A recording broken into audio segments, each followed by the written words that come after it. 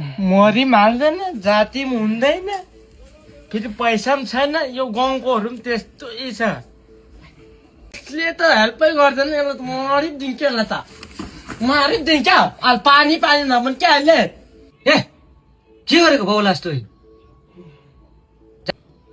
के गर्छस्? गरिब कोखमा जन्म लिएपछि यस्तै हो भाइ। बिमारीलाई कहाँ त्यसै धम्काएर कुट्छु मार्छु भनेर हुन्छ क्या हो। तैँले भनेको आया जहिले तैँले आइया।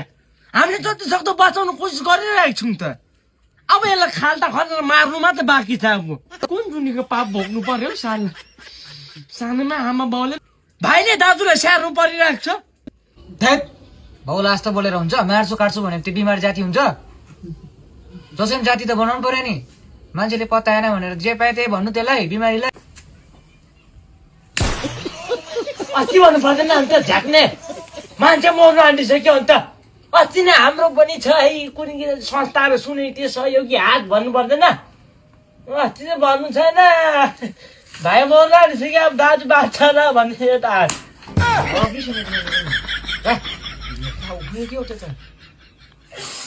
दादा ए दादा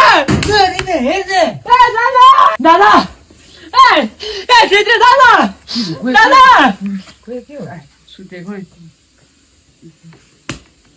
औ बिमारी यसो भनेर सुत्ने गर है। अनि यार मान्छेले टेन्सन हुँदैन। कस्तो झ्यापा लगाइन्छ उल्टा सुल्टा। अन्त त्यसको बारेमा म त अरू भन्दा मान्छे त मर्यो ठिकै छ कि बाँसको पालिक